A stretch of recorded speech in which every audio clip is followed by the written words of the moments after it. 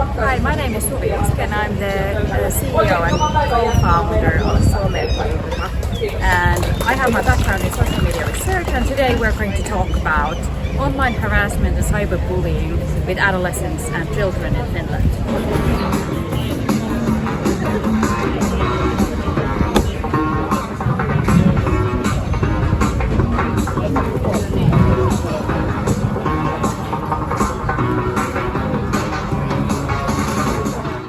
Suvi,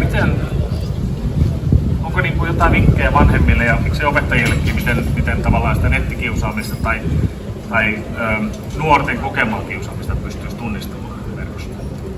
No sitä on tosi vaikea tunnistaa, eli jos me mietitään ihan peruskiusaamista, niin siitä harvemmin kerrotaan koulussa aikuisille opettajille tai rehtoreille, että yleensä pelätään, että se eskaloituu se tilanne jotenkin vaan pahemmaksi. Ja sitten samoin, että ei siitä yleensä kotonakaan kerrota kuin ehkä vasta pitkän ajan päästä. Ja mitä me tiedetään tutkimuksesta ja sitten meidän ensiapuyksikön raporteista, niin on selvää myös, että vaikka näissä lapsiin kohdistuvissa seksuaalirikoksissa, niin 1/4 lapsesta kertoo. Ja täällä varmaan yleisössäkin aika moni on nähnyt niitä iltalehtien lööppejä, joissa on, että 100 lasta on joutunut jonkun tämmöisen rikoksen kohteeksi ja 1 on kertonut äidille ja sitten kaikki muut 99 löytyi sieltä jostain materiaaleista sitten, eli se on aika tyypillistä. Mitä voidaan tehdä, jotta tämmöisistä olisi helpompi puhua, niin kuin Taneli sanoi, niin se hyvä ilmapiiri takaa sitä, että on usko siihen, että meidän yhteisö selviää näistä ja mä voin saada tukea sieltä. Mutta samaan aikaan sitten totta kai Someturva on sitä varten perustettu, että matalalla kynnyksellä sä voit anonyymisti pyytää sitä apua. Sun ei tarvitse kertoa, että kuka sä oot, kun sä pyydät, koska se tunne on niin nöyryyttävä tai pelottava, että se apu jää helpommin pyytämättä ja sitten päädytään johonkin vähän hurjempiin ja ikävämpiin ratkaisuihin. Saanko sanoa vielä tästä koukuttavuudesta ja siitä, mitä me nähdään, ja mä näen mun oman työn kautta, niin viimeisen 2 vuoden aikana me ollaan siirrytty somepalveluiden kanssa uuteen aikaan, ja se ei ehkä meillä aikuisten elämässä välttämättä näy, mutta se näkyy nuorten elämässä, jotka on TikTokin käyttäjäkuntaan kuuluvia.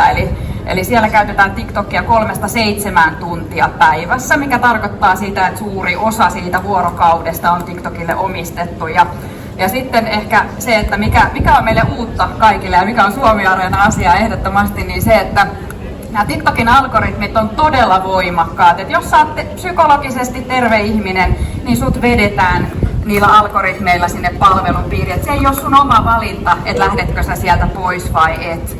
Ja mitä nuorempi käyttäjä sä oot, niin sitä heikompi kyky sulla on vielä sun aivoissa vastustaa sen algoritmin houkutusta. Ja voitaisiin ajatella, että ennen ehkä ajateltiin, että joku on nyt someriippuvainen, että osoitellaan sitä, että tulepas nyt pois sieltä somesta, mutta kyllähän me nähdään se vähän huoltajissakin, että yhä useampi meistä käyttää enemmän aikaa niiden digilaitteiden parissa, ja tämä koskee meitä kaikkia tämä keskustelu. Ja mitä vielä näen ja toivon huoveita nyt mahtavasti mukaan tähän, niin on siis se, että me tullaan elämään tällaisessa maailmassa, jossa me ollaan todella addiktoivien asioiden ympäröimänä. Ja meidän pitää oppia jotenkin hallitsemaan tätä aikuisina ja kasvattajina ja päättäjinä tässä yhteiskunnassa. Ja siinä Suomi varmasti voisi tehdä isoa uraa nyt, että mietitään hyvää sääntelyä, mutta myös näitä hyviä käytäntöjä sitten, että miten me tuetaan psykologisesti tervettä kehitystä ja kasvua meille kaikille. Todella tärkeä viesti, kiitos. Ja vielä ilman muuta allekirjoitetaan tämä huoli ja ollaankin Someturvan kanssa käyty keskusteluita siitä, että sisällytettäisikö vielä tähän SmartPass-ohjelmaan syvemmin tätä apupuolta myös, että lapset, jotka saa SmartPassin kautta ymmärrystä siitä, miten netissä kuuluu käyttäytyä, niin myös kuulisivat sitten, että mistä sitä apua saa, jos joutuu tämmöisen kohteeksi. Mulla on itsellä 4 lasta ja elän tässä epätoivossa, että se on niin kuin helppo sanoa, että pidä kiinni ikärajoista, täällä ostaa älypuhelinta, tee sitä ja tätä ja menkää sienestämään ja marjastamaan mettään. Kyllähän sitten se ulkopuolisuuden tunne, jos ei sitä älylaitetta ole tai jos et sä johonkin pääse, niin se on aika kovaa. Ja kyllä mä niinku vähän Suvi linjoilla on, että kyllähän se niinku isossa kuvassa tarvitaan sääntelyä näitä meidän somejättejä vastaan, niitä algoritmeja vastaan, ehkä lainsäädäntöä. Silloin se antaa semmoisen selkänojan mulle kasvattajana toimia oikein. Mutta on myös niin, että ei koulu voi ratkoa niitä ongelmia. Jos siellä illat ja viikonloput kuvataan väkivaltavideoita, niitä jaetaan somessa ja kuvitellaan, että koulu ratkaisee tämän, niin kyllä se vähän mahdotonta on. on, mutta ajattelen myös niin koulun edustajana, että kyllä meidän täytyy auttaa niitä huoltajia esimerkiksi antamalla sitä tietoa. Ja se edellyttää sitä, että meidän oma henkilökunta olisi jollain tavalla kartalla tästä ja sitten me kerrotaan meidän näkemyksiä. Joku voi muistaa sen, että takavuosina pohdittiin näitä yhteisiä kotiintuloaikoja esimerkiksi, että meidän kylällä tullaan 9 kotiin ja sitten oli helppo omalle lapselle sanoa, että kaikki muutkin tulee. Niin jotain tällaista me ehkä tarvitaan. Mutta vielä haluan korostaa, että kyllä se vanhempien vastuulla sit loppupeleissä on. Mitäs koulujen, mitäs toi koulujen niin kun puhelimen käyttö oppitunnilla?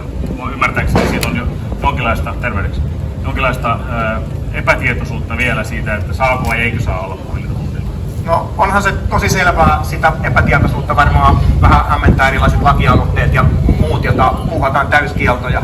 Me on Porissa otettu nyt tavoitteeksi, että meillä on joka ainoa koululla täysin selkeää, mitä voidaan tehdä ja mitä ei voida tehdä. Ja Reksien kanssa ensi syksynä tämmöisissä pajoissa vähän pohditaan koulun järjestyssääntöjä, niitä käytänteitä. Ja kyllä me niin lähdetään siitä, että oppitunnit on kännykkävapaata aluetta ja laki antaa siihen mahdollisuuden tänä päivänä.